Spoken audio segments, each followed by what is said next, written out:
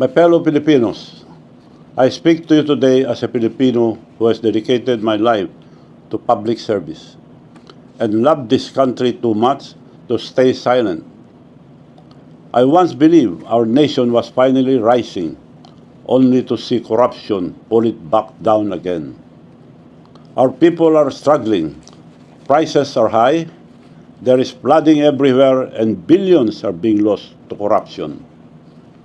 This flood control scandal is the biggest corruption scheme I have witnessed in my entire life, having seen 8 presidents lead this nation.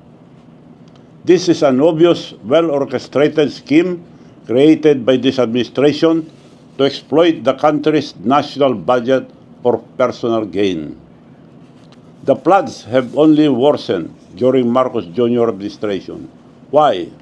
Because there was never a master plan for flood control. Only scattered projects approved anywhere and everywhere, without coordination, flood mapping studies, or honesty. Worse, our farmers' crops keep getting destroyed because a dike meant to protect the river failed. Family homes continue to be washed away by flash flood, and our children, the poor, and the entire nation is paying this price. The BBM administration has invested ₱500 billion in flood control alone. More than 9,800 flood control projects have been built. But why do the floods keep getting worse? Let us speak plainly. Public funds are not released easily. There is a process, and at the very top of that process sits one man, the President of the Republic of the Philippines. Every year, before Congress sees any line item, the President reviews and approves the National Expenditure Program, the NEP. That is the master plan of where our money will go. Without his signature and approval, it cannot move forward. The Department of Budget and Management, or DBM, then prepares and releases the funds with the President's approval. The Department of Public Works and Highways, DPWH, who also takes orders from the President, implement the project. These are not independent agencies. They follow the President's direction and instruction. And when Congress debates the budget and send it back to Malacanang, who signed it into law? The President himself. He approves the General Appropriation Act, or GAA, with full knowledge of its content. So when the Congress and Senate inserted $450 billion in public work funds and Marcos Jr. vetoed only $29 billion, it means he personally reviewed the remaining $421 billion in infrastructure. It is also means he conferred with his first cousin Speaker of the House of Representatives, Martin Romualdez. He also chairs the Cabinet Cluster of Disaster Preparedness and Infrastructure, which means he should be leading the creation of a genuine, science-based national flood control plan. He is responsible for the long-term plan of his own Build Better More program. But instead, it has turned into Build More, Waste More. Every major flood project, every rehabilitation program, every large-scale public works, all of it passes through his desk. He reviews every plan and approves every peso. So tell me, how can anyone say, I don't know? How can he say, you should be ashamed of yourself? Perhaps it is you that you should be ashamed of yourself, Mr. President. Filipinos' hard-earned pesos have disappeared into flood controls projects like GOS. Who carries the ultimate responsibility? It is not the officials, not the engineers, not the contractors. It is the President who holds the power and the trust of the nation. Corruption has been allowed to flood every agency of his government. It is a failure of leadership at the very top. What our President is doing is shifting the blame to others to save himself. That, ladies and gentlemen, is called a weak leader. Let me ask this simple question. Why is the ICI, the Independent Commission on Infrastructure, not investigating Ilocos Norte? Did you know that majority of the flood control projects in Ilocos Norte are contracted to either the Discayas or the newly elected Lawag mayor, handpicked by the president himself? Almost 4 billion pesos has been funded to this mayor, who is their favorite contractor since Bongbong administration. Why is this not being flagged? The controversial Discayas themselves have 2.7 billion flood control projects that are paid in advance, with some uncompleted in Ilocos Norte. Why are the investigations skipping Ilocos Norte? The clearest example of how corruption hides under political protection. If he is doing this in his own province, then there is no doubt he is doing this to the rest of the country. I challenge you, Mr. President, to order your so-called independent body, the ICI, to begin this probe in your own province of Ilocos Norte. Prove credibility first before diverting blame to others. I challenge the youth and the religious group to accompany the ICI in their investigation of Ilocos Norte. I urge the public to call out the engineers and contractors in Ilocos Norte to stop protecting the mastermind. Look at how they will spin the story and try to silence me. The so-called plunder case they filed against me is a baseless complaint, a political weapon meant to destroy me because I have chosen to speak the truth about corruption at the highest level. If there is any truth to any accusations against me, I am willing to go to jail. I am a man of one word. The complainant of this plunder case, Attorney Tilly Cordero, who has a record of being suspended for 6 months by the Supreme Court for violation of the Code of Professional Responsibility, or CPR of lawyers.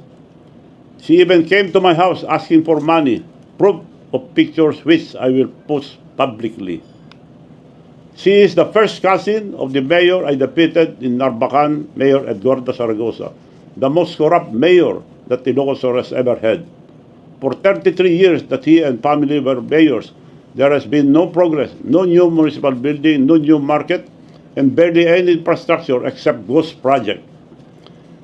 This mayor even had ghost farmers to convert public funds to the mayor's pocket.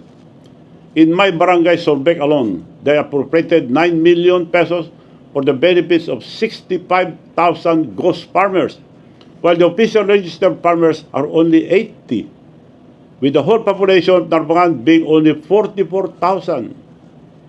I filed that case 10 years ago, but the Ombudsman has not even touched that very blatant case up to now. Why have they accepted this fake complaint against me in just one day, but not act on the real plunder case I filed against Mayor Zaragoza? This is how they operate: silence the whistleblower and protect the corrupt. They attack me because I'm not afraid to tell the truth. But take note, all their paid online troll farms and their attack dogs will never silence me. My countrymen, let us no longer be fooled. We keep trusting the same name. We are told that Ferdinand Bongbong Marcos Jr. will redeem the Marcos corruption curse on the Filipinos. But look around, his government agencies are flooding with corruption.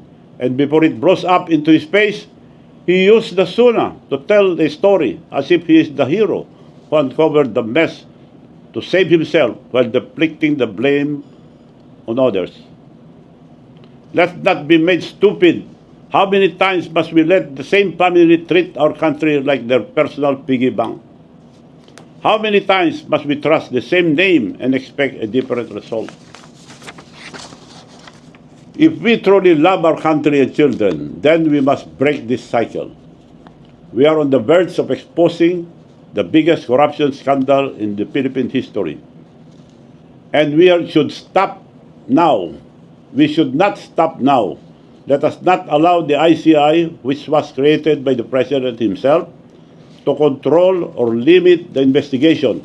Allow different groups to investigate in the ICI, who will not be afraid to ask hard questions and it should be viewed publicly for transparency. We cannot let them protect his friends and his cousins, his family, and most of all, the President himself. Now that the truth is out, we cannot wait for change. We must force it. Thus, in power will not fix this system. It must be the people. First, to our farmers and workers, demand accountability. Your fields are still flooded, even after billions have been spent. Your roads keep collapsing after every storm, and your towns still sink in mud. Second, let the student lead, stand up, organize, and lead the peaceful but powerful movement. This is your future. They are stealing. Stand united. When the youth stand united as one, no power can silence them. Third, and I appeal to all politicians. Politicians should set aside ambition. Forget colors. Forget alliances. This is no longer about politics. This is about restoring the nation's honor. Those who still have integrity, speak now. History will remember the few who stood up and forget the many who stayed silent. Fourth, the police and armed forces stand with the people, not with the powerful. You swore an oath to defend the Republic, not any single politician. When the people protest peacefully, please protect them. Do not prosecute them. For our mutual education, the primary provision that defines the duty of the armed forces of the Philippines under the Constitution is Section 3, Article 2, which provides, thus, civilian authority is at all times supreme over the military. The armed forces of the Philippines is the protector of the people and the state to secure the sovereignty of the state and the integrity of the national territory. Reading the above provision does not say that the AFP is the protector of the President and his government. It says protector of the people and the state. And finally, to all Filipinos, demand accountability at the top. The truth can no longer be hidden, and the people will no longer be silenced. We are not stupid. We deserve better. Our children deserve better. If we stay silent, the truth will be buried again, and our children will pay the price. This is not about politics. It is about true or sober leadership and accountability. If the President cannot face the truth and take responsibility for his failures, he must step aside for the sake of the nation. A voluntary resignation would not be a humiliation. It would be an act of dignity, a rare moment of courage that could still restore trust in our institution. Every peso diverted and every project that doesn't exist is not just a waste. It is a loss of life, loss of security, loss of dignity. I urge all of you to rise and speak and to act now so that the truth may guide our country forward. Thank you, and may God bless the Philippines.